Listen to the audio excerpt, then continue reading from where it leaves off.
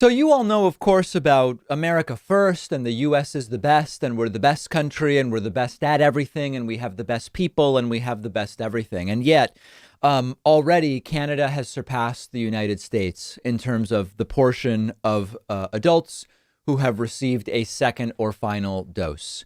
Yeah, as I tweeted when this happened, quote, you can buy, I don't know if I need to quote myself, David Packman from The Weekend, you can buy all the vaccines you want early, but if you're overrun with anti-vax Americans, eventually Canada catches up. And if you look at the vaccination curves for each country, there's really a treasure trove of information just in looking at the shapes of these curves, which we're going to put up on the screen for our video audience. If you look at the US vaccination curve, you see that it picks up in mid-March when we had a lot of vaccines already. And the trend is that as more and more vaccines have become available into May, June, July, where you can just walk in anywhere, no appointment, get vaccinated, the rate of vaccination in the US has slowed down in the United States because we so quickly started hitting anti-vax resistance from people who don't want the vaccine. Even though vaccine supply continues to go up, the curve flattens and flattens to where we are now, doing only about 500,000 vaccine doses per day. So the US story, as seen graphically here, is tons of vaccines, rapidly waning interest. Now, in Canada, the curve started almost flat. Why? Well, because the US had all the vaccines. And as vaccine supply increased in Canada, the vaccination curve went almost vertical, and importantly, it is sustaining in this way.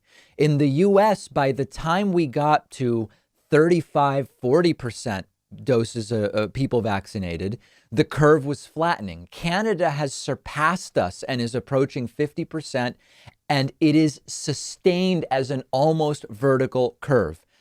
In a month, Canada is in all likelihood going to be dramatically more vaccinated than the United States. So this anti-vax stuff is lethal. If you are a Trumpist who falsely believes Trump made the vaccine, if you believe that, why would you let Canada take all of the vaccine protection from us? This is such a dumb way to see it.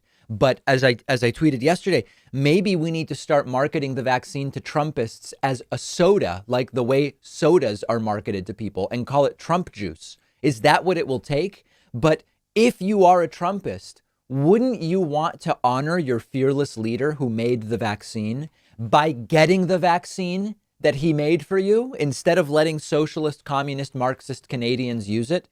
That, remember, this is all crazy. I'm just thinking, how do we get Trumpists to want it? And the gap is wild.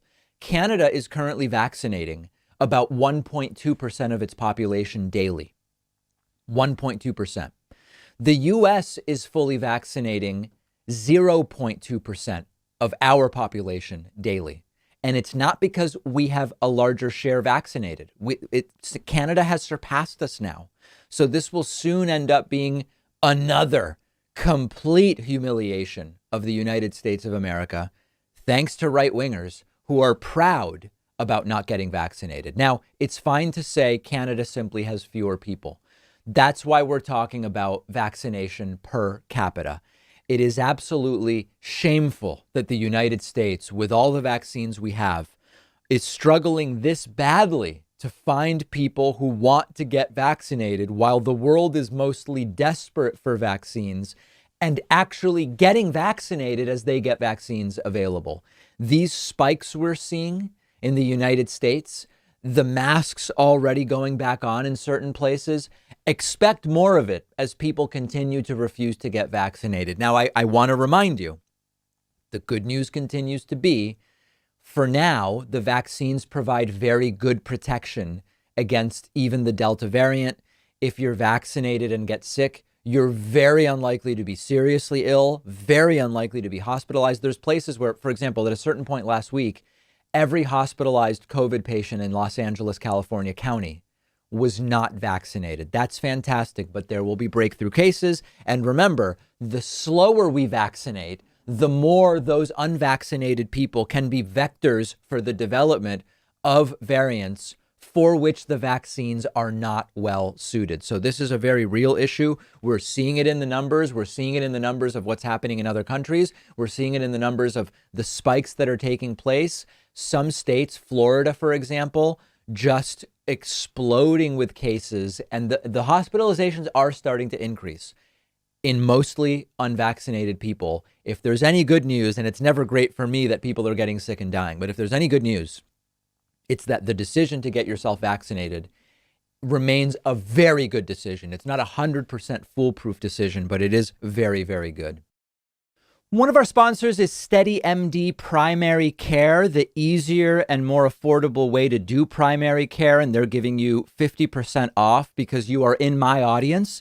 You just answer a few questions. SteadyMD will match you with a licensed primary care physician that's tailored to your needs. You'll have a 1-hour virtual appointment and start a meaningful relationship with your new doctor. And from then on, your doctor will be available to you by text, phone, and video chat. It's not some random doctor on call. Your SteadyMD doctor has a limited number of patients. You get the attention you deserve, and they can help you with anything your primary care doc normally would. It's very cool how it works. You don't need insurance. It's just $99 a month, no other fees or copays for visits. Take the free quiz and see which doctor is a perfect fit for you. You'll get 50% off your first month when you go to steadymd.com/Pacman. No risk, no long-term commitment. The link is right underneath the video.